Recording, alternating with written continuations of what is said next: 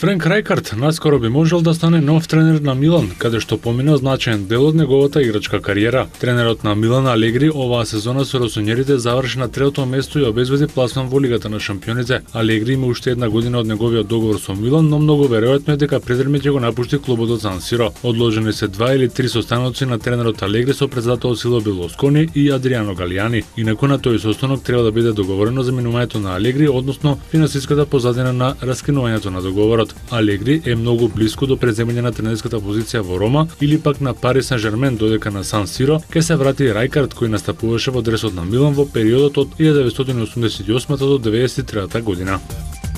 Поранешниот капитен на Милан Дженаро Гатузо ќе биде именуван за нов тренер на Палермо, кој оваа сезона се пресели во втората италијанска лига. Гатузо наводно веќе потпишал 2-годишен договор. Соработката помеѓу клубот од Сицилија и некогашниот италијански репрезентативец се уште не е официализирана, а причината за тоа е договорот на Гатузо со Сион, кој треба да истече наскоро. Гатузо во Сион се пресели минатото лето како слободен играч по крајот на неговиот престој во Милано, а од февруари оваа година беше и тренер играч, но доби отказ пошто изјави дека на крајот од оваа сезона ја завршува својата играчка кариера. Тренерската кариера ќе ја стартува со Палермо, кој испадна сезонава од Серија А заедно со тимовите на Сиена и Пескара.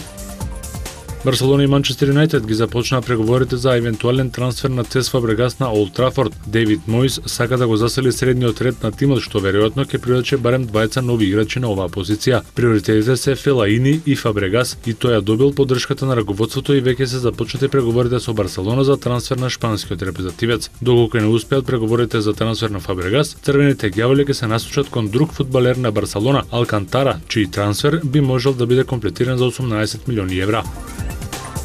На Ролан Гарос се игра петиот ден кој мина воглавно во доминација на фаворитите во двете конкуренции. Федерер во второто коло експресно го елиминираше индиецот Деварман со 6-2, 6-1 и 6-1. На останатите мечови од топ 10 фаворитите во третото коло место обезбедија Давид Ферер, Жовилфред Цонга, Јанко Типсаревиќ и Марин Чилиќ. Кај дамите Бојана Јовановски во публика ја испрати Каролина Вознијацки од Данска, која ја солада со 2:0 во сетови, 7-6 и 6-3. Серена Вилијамс ја продолжи серијата победи. Нова жртва и беше Каролин Гарсија од Франција, на која и дозволи да освои само 3 гема. Во третото коло пласман обезбедија Викторија Заренка, Агнешка Радванска и Анжелик Кербер, како и Јелена Јанковиќ и Женко од Кина. Кошаркарскиот клуб Академија Баскет и оваа година по 16 пат од 13 до 20 јуни го организира Кошаркарскиот камп Охрид 2013 во соработка со МТМ телевизија. И оваа година ви нудиме многу забава, дружење, тренинзи, надпревари и награди од нашите пријатели, како и специјални гости од светот на кошарката кои ќе бидат наши промотори на Кошаркарскиот камп Охрид 2013. Планирани се и посети на знаменитостите кои имаат посебна важност и се карактеристики на градот Охрид. На Кошаркарскиот камп Охрид 2013 ќе се тренира по најмодерни кошаркарски методи, предводени од професионални дипломирани кошаркарски тренери. Дојдете да се дружиме, забавуваме, надпреваруваме, наградуваме и да уживаме во убавините на Охридското езеро и градот Охрид, кој е заштитен град од УНЕСКО.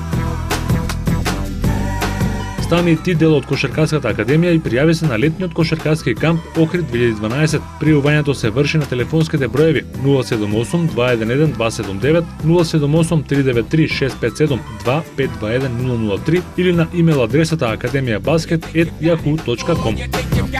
Ве очекуваме.